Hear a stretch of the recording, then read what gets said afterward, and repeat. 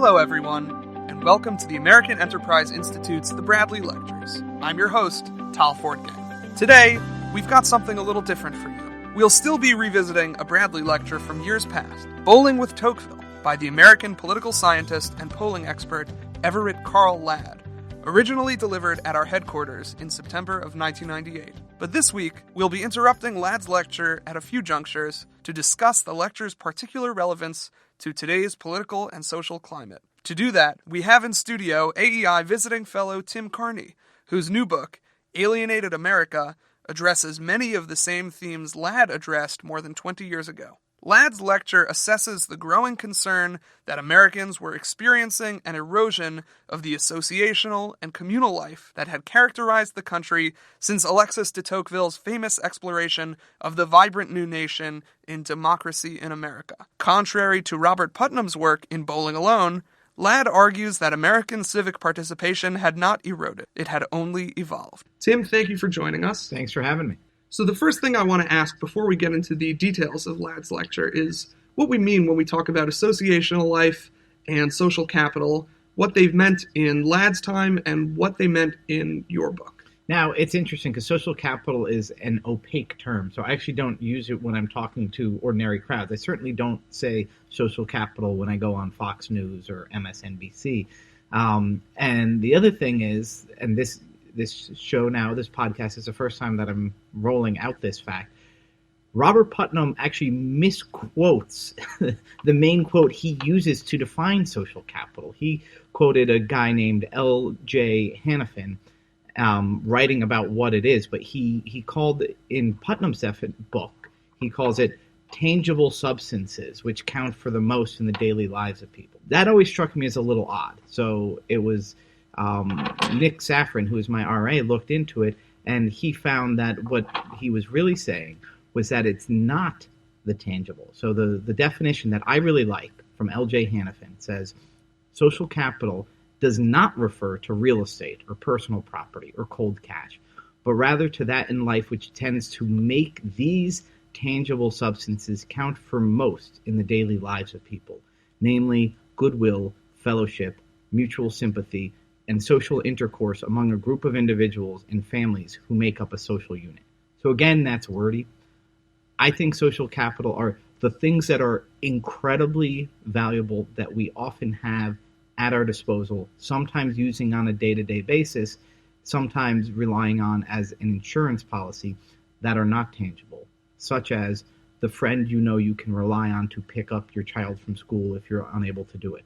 Or simply the fact that your child could walk home from school, or the friends who will help you move when you're going from one apartment to another, or the organization that you know will arrange for meals to be brought to you if you break your leg. These sort of things are things that nowadays you can pay for often through apps, grocery delivery, Uber, etc. And so that reflects how valuable they are, but that often, and especially historically, we only had access to these through social networks, institutions, clubs, things that we belong to. Well, that's very interesting, and I want to get back to the technology angle later. But for now, I just want to address one more point about Ladd, which is that he tends to make the jump from rates of participation in voluntary and communal activities to the development of social capital, and clearly there's a connection between those two things. But his method, as we'll hear in just a moment, of arguing against the Robert Putnams of the world was to say that rates of participation in civil society and voluntary and associational life had actually not eroded, they had simply evolved. Now, clearly that's not quite your finding in your book. Have rates of participation simply eroded, or is there something about the quality of associational life that has changed in the intervening 20 years? Rates of participation have eroded, and Putnam argued this. Ladd's response was something like, well, we don't really have enough evidence, and there's ways in which they have and ways in which they haven't.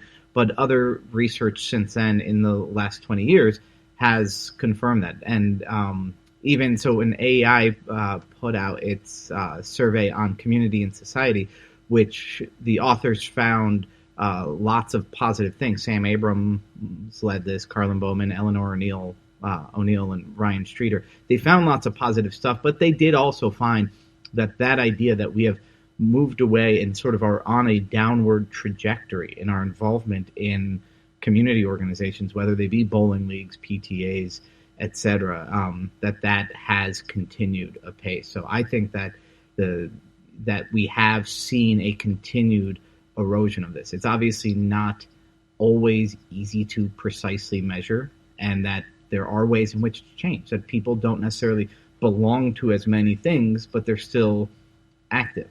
If you're going to brunch, this is what all my, unmarried, childless friends do on a Saturday or Sundays. They all go to brunch. If you're going to brunch every week, there's no club you necessarily belong to, but yeah, that's social capital. If you're thinking on a Thursday, oh, I can't wait to tell Steve about this thing when I see him at lunch on Thursday. So there is evidence that it evolves, but from what I've seen, what I've reviewed, I do think that that part of the way people say it evolved, again, technology, I don't think that generates and preserves social capital to be digital friends with somebody in the way that belonging to something and being physically proximate. So I do think it's an evolution, but also a decline. All right, Tim and I will be back in a few minutes to discuss how a nation that once bowled together, even in Ladd's time, could become so alienated.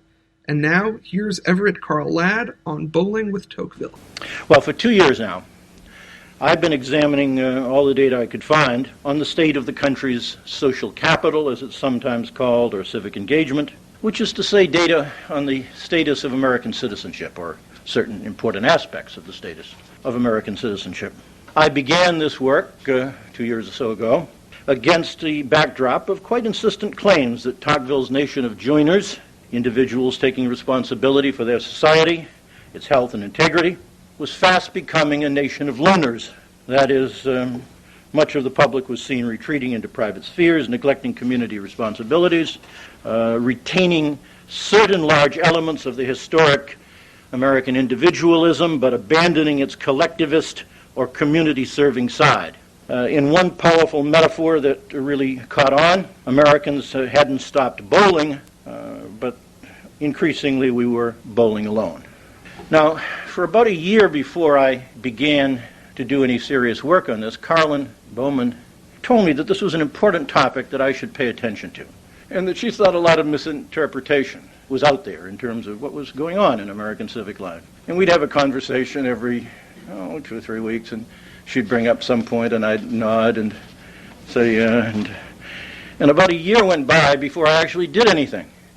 And this, I must confess, to this assemblage has been a pattern that she and I have followed in many other collaborations and associations, where she would come up with an idea, and it would take me about a year to catch on that there was something substantial there, and before actually beginning work on it. The literature I began reviewing, Putnam's writing, but others, illustrated much of what, in my view, is wrong with the section of social science in which I live, where all kinds of anecdotes were tossed out, unsubstantiated points made. We were told that the Elks lost membership badly over the last years as other organizations, and we should be concerned about that. Bowling leagues were on decline. By the way, I still don't know whether that's true. I mean, some organizations have actually lost members. That's not surprising, naturally. I mean, organizations rise and fall, have throughout history. But on the bowling league side, I'm really not sure what's happened. And I suggested to a graduate student of mine that she do a survey of bowling leagues, of bowling establishments, about the status of their leagues. But somehow that didn't seem cutting-edge political science in the project. It didn't get underway. We were told in that literature that social trust is withering with profound consequences for civic America. Anecdotes abound, systematic data, all too rare. So my idea in this book was to just collect facts, maybe organize them, hopefully to make some points, but to bring information together and set the record out and see what people think when they look at the best assemblage of relevant information about the health of civic America that I've been able to come up with. As I got going on it, I was waiting in line at a gourmet coffee truck near my office, and a hand came up behind me and patted me on the back, and a voice boomed out, "So what do you think about bowling alone?" Well, it was a distinguished colleague, actually the university librarian, who had just finished reading commentary on Putnam's work and was much taken by it. That coffee line didn't seem to be exactly the spot for an extended seminar on America's social capital. So I replied briefly that while I agreed entirely with Putnam and many others that the health of the country's associational life and individual participation in civic affairs are of vital importance, I didn't think Putnam was right in claiming that the data shows civic decline. "Well, I don't know about the data," my friend replied, "but what he had to say felt right to me right here." And I've encountered that same kind of response in a great many instances, that somehow the idea of civic decay has struck a responsive chord or note on the part of many people, including people at different points on the spectrum of thinking about the society. My research wasn't initiated primarily as a response to Putnam, even though his essays for a time got an awful lot of attention. It seemed to me that bowling alone has become a powerfully evocative metaphor for a series of worries, some substantial, many very diffuse, about the health of contemporary citizenship. My University of Connecticut colleague certainly isn't alone. The United States, we know, is an individualist democracy. Let government do it has never been our thing. We've counted on individuals doing it, a lot of the time anyway, by accepting responsibility for building and maintaining a good society. Somewhat paradoxically, an individualist democracy is unusually dependent on harnessing collective or cooperative energies. Individual citizens can't manage a society, can't possibly address its manifold needs in any satisfactory fashion through solitary labors. We must come together in associations, large and small, where we learn and practice our citizenship. Our ideal has been and remains an America of active civic and social organizations, churches, philanthropies, voluntarism, not just to help concretely with a myriad of social needs and problems, but even more important, to sustain community life, the life of citizens. That the me will become too insistent at the expense of the we is a persistent American worry. And engaging citizens in civic affairs is the persistent American answer to how a narrowly self-serving individualism can best be avoided. No one has ever thought it would be easy. A collectivist individualism built around community engagement can release enormous civic energy, but it asks a lot of millions of citizens. It's not surprising that many in each succeeding generation of Americans have worried that vigorous community participation through groups and charities and voluntary service is somehow losing ground. There's always plenty to worry about in this and any other society, of course. Peter Drucker, in a very fine essay a number of years ago, described American individualism as a collectivist individualism. I think he developed that idea particularly nicely. But actually, a socialist intellectual in the 1930s, Leon Sampson, did a maybe even better job in understanding how American individualism differed from a lot of its European counterparts. And he emphasized the collectivist element in a very fine and interesting book called Toward a United Front, which Sampson wrote sometime in the early 1930s. There's a lot of worry, and sometimes it's expressed in terms of our social capital account. The traditional reference to capital involves economics, of course. My dictionary defines the term as the wealth, whether in money or property, owned or employed in business, and as any form of wealth employed or capable of being employed in the production of more wealth. Well, drawing on this root, social capital encompasses any form of citizen civic engagement employed or capable of being employed to address community needs and problems and in general to enhance community life. The great social capital debate addresses this question. Are we spending down our supply of social capital? Not has it all gone, no one argues that. Are we spending it down? Some think that the balance is now dangerously low and worry about the consequences. I try to address this with as much relevant data as I can find. So, Tim, what do you make of that element of the lecture? and Ladd's skepticism that we've drawn low the well of social capital? Well, I think he's very good in sort of having a humility about it, saying he doesn't think we are, but acknowledging that we might be. And in the 20 years since then, I think it's proven that we were drawing low the well of social capital, and we've drawn it very low. I think Occupy Wall Street, the Bernie Sanders phenomenon, and mostly the Donald Trump phenomenon are reflections of that well run dry, that people are turning for huge solutions on the federal level. The Occupy Wall Street and Bernie Sanders was largely about people feeling completely disenfranchised, not having the ability to exercise their muscles as social animals, and so thinking, oh, well, the problem must be in Washington and the banks having control of it.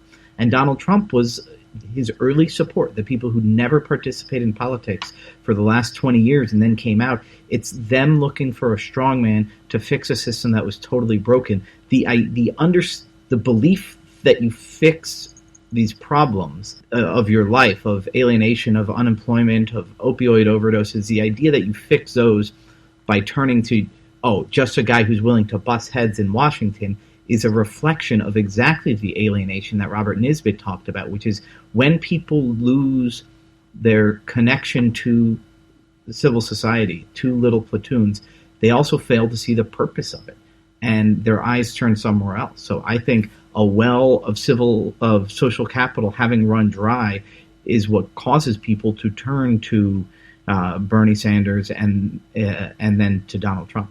So in Nisbet, who you mentioned, in his and other mid-century conservative thinking, there's this sort of dichotomy between the individual and the state, and those little platoons of civil society that you mentioned are mediating forces, and I think that's an animating part of the conservative tradition in the United States. Yep.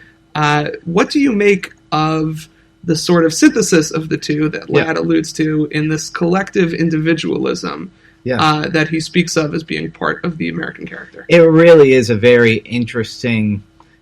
synthesis is a good word. I'm an Aristotelian, so I think of virtue as being a mean, but even that is a little too simplistic in this particular thing. And young people tend to go to one extreme or another, and I was an extreme individualist as a teenager, and a lot of people become communists as teenagers, and then as we become older, we realize it's a lot more complicated.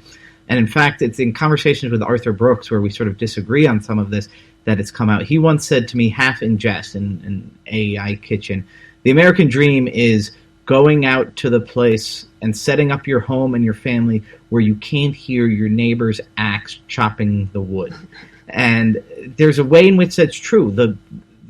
Our ancestors came here like they were the people who got on a boat and left. And then the frontier, whether it's Pennsylvania or further out, was all of that. Heck, we even went to the moon to get away from people, right? Where this is what America is. On the other hand, the story Tocqueville tells of the American dream is us just constantly planting roots really deep. So there's these two stories of what is American. The frontier mindset of just going out and packing up roots, and the John Wayne movies, or the cowboy who travels from town to town, etc., and this planting of roots and being where you are for generations at a time. By the time Tocqueville visited, there were already tons of these families that had been established. So that, I think, is a mirror of that individualism and collectivism forming together in a great American way.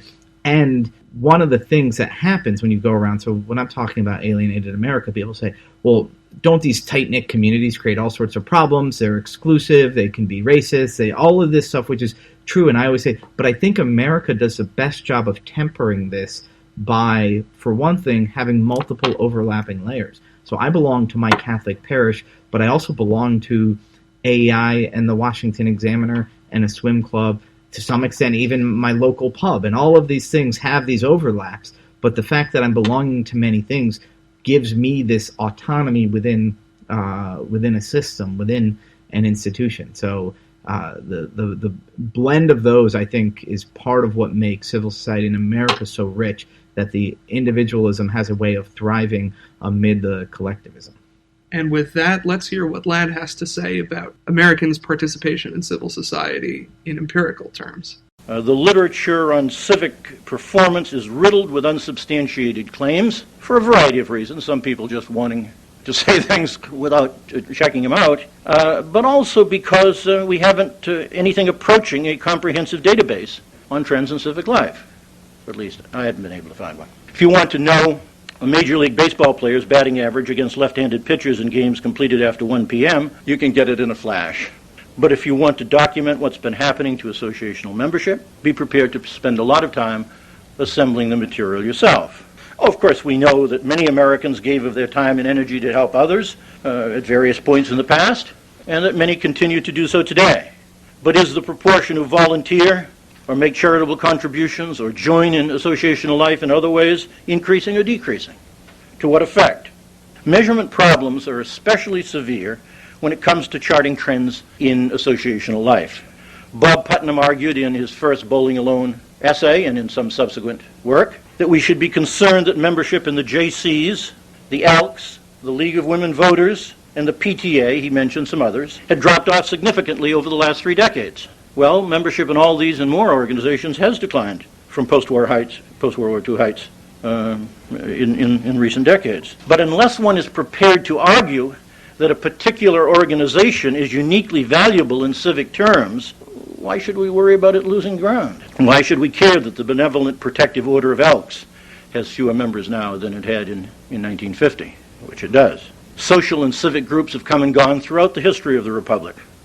Putnam offered no evidence, nor have any other of the civic decline thesis proponents, to my knowledge, that the loss that the Elks and the JCs and others have experienced has not been matched or even surpassed by increases in other groups at least as attractive in their social community serving activities. See, this is what keeps happening.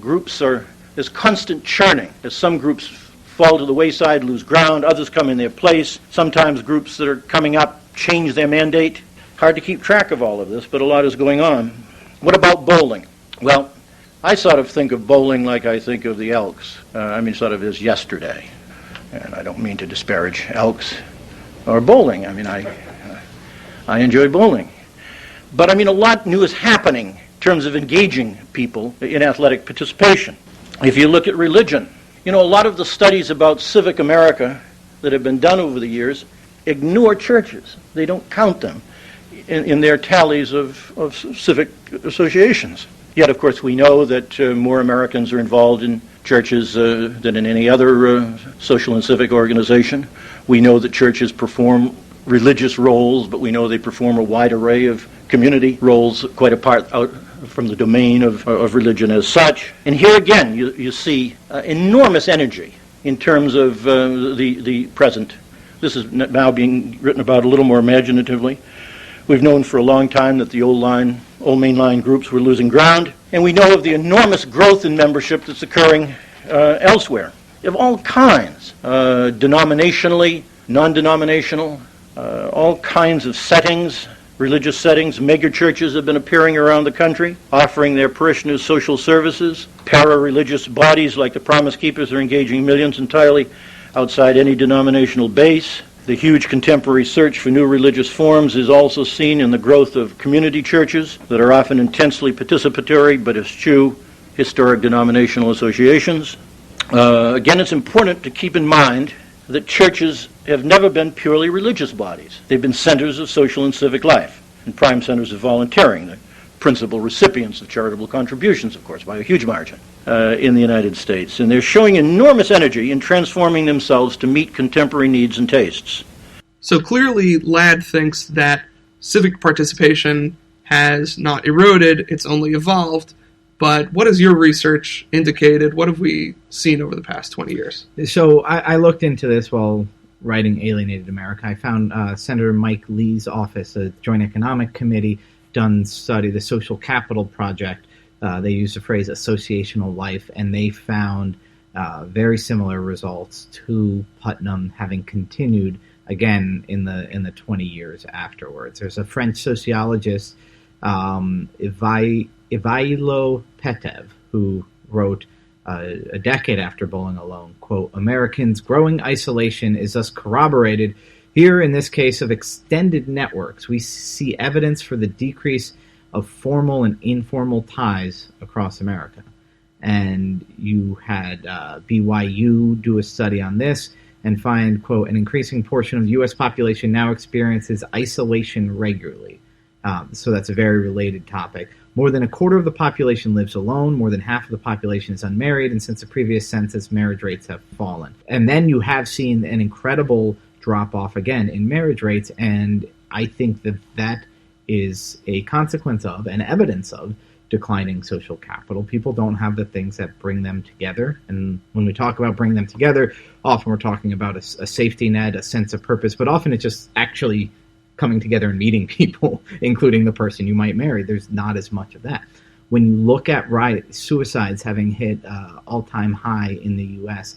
in the last year, when you're looking at the rising opioid epidemic, all of those things to me are just clear signs of alienation, of social vacancy is one of the terms I came across in an article on opioid epidemic, that this is about people not having connection, but also sort of the way I guess Arthur Brooks would put it, not belonging to anything and not being needed. So all of these numbers suggest to me that alienation and disengagement is a real problem. Now, the exception to that would be among sort of the elites, there's not much of a drop-off. I do think people don't talk to their neighbors as much.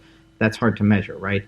But you do see that they belong to as many things. They belong to professional associations, alumni associations, their kids play Little League, and the drop-off in church is a lot less so among them. But among the rest of the country, the disassociation, the deinstitutionalization is certainly there. And church attendance is slowly but steadily dropping, and the number of unaffiliated people is rising a little more fastly than that.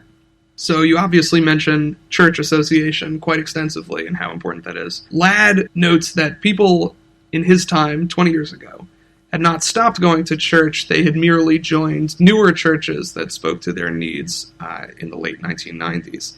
Now, is there something in particular about the way worship is conducted or the way that the kinds of churches people affiliate with that make them either more likely to eventually stop attending church or alternatively to simply lose those kind of social capital connections that had been forged in churches previously? Well, you have seen in the last 20 years a growth of mega churches, and often these are sort of franchised out, where, you know, here in the DC area, there's a McLean Bible Church, which moved from bigger building to bigger building, and then it had to set up sort of regional wings, and a lot of it's going to be broadcast from somewhere else, and there are thousands of people in these multiple buildings, and they're not little platoons, they're practically battalions out there, and the most dedicated members set up a small group and go to that, and thereby sort of get the social capital building, the interweaving that happens. But for others, it's less there. And also, I was meeting with a group of pastors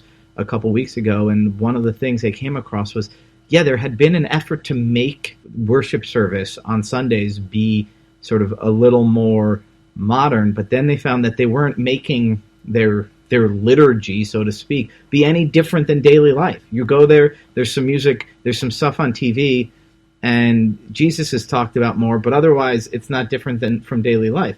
For me as a Catholic, not even a particularly traditionalist one, but, we have Latin, we have songs, we're repeating prayers, it's very different from how we spend our workday. And a lot of pastors I talked to found, there was the step of going to, this is more relevant, more modern to my daily life, was a step before people refusing to no longer seeing the point in it. So I do think some of the data bears out that the people who are maintaining their members better these days are going to be more orthodox, more traditionalist liturgies, worship styles, and that's Protestant, Catholic, and Jewish as far as I've seen, and that there has to be a reason to go there. And the reason can't be, if we all gather once a week, then we'll be more tightly connected. There's got to be some other reason to go there, and then the social capital benefits flow afterwards. All right, once more, let's go to Everett Carl Ladd talking about media, TV, social trust, and fairness. Still some see problems of decline of civic America. And you find a variety of sources or potential sources often cited. For example, there's TV. That's been a favorite of a lot of observers. I think TV is the one significant technological creation of our time, which is an absolute monstrosity in terms of its implications. I mean, so I don't start this as a fan, but I don't see any evidence that civic America is becoming unglued because of television, although there may be many aspects of the TV culture that we would want to change. And we're told that, well, women in the workforce, the dramatic expansion of women over the last 30 years working outside the home has cost organizations like the Red Cross and so forth significant numbers of volunteers which they previously had. Well, undoubtedly it has cost some, but all measures that I can find of volunteerism shows increases in the last 30 years, not decreases. For example, Gallup asked every 2 or 3 years since 1977 this question: do you yourself happen to be involved in any charity or social service activities, such as helping the poor, the sick, or the elderly? When the question was first asked in 1977, 26% said they had. And it rose gradually, reached 39% in 1987, and 46% in 1991, and 54% said they were such involved. And then there's the idea that civic America may be declining because of a decline in social trust and confidence. And yet it's hard to find the data that support that, and a lot of data that contradict it. If you look at the pop cynicism questions, like how much of the time do you trust the government in Washington to do what is right, of course you can plot your lines about declining trust and confidence. But if you ask questions about belief in the fundamental integrity of the political system, you don't find any withdrawal. It's the idea that the people running the show now aren't doing a very good job, which is a comforting conclusion. I mean, if it were a conclusion with any other, that would be a source of great questioning about the civic understanding of the public. Is voting down? Well, yes, compared to 1960, but rates of voting now are about the average of the 1930 to 1998 span. Not great, but they're pretty common kind of American experience. And when you look in a lot of other areas involving social trust, you find much more encouraging positions. Americans are asked repeatedly different kinds of questions about whether they consider their society fair in many different ways, and they say yes. And if you work hard, you get a good chance to get ahead, and they say yes. And blacks as well as whites say if you work hard, you get a chance to get ahead. Various measures of fairness, which I believe relates closely to the concept of trust. And when you ask questions about your trust and confidence about the people with whom you live, I mean in your neighborhoods, or with whom you work and so forth, you get high expressions of trust. There is some evidence that civic engagement did decline from the late 60s on through to about 1980. It didn't fall completely off the tables. A nation of joiners didn't become overnight a nation of loners. But there's enough data that convinced me that we may really have experienced in that span a real falling off that, had it continued, would be very troubling.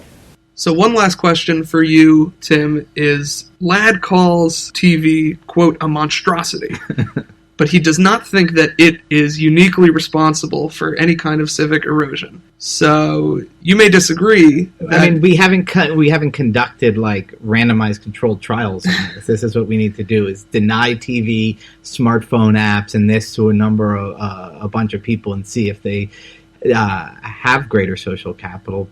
And to some extent, we do.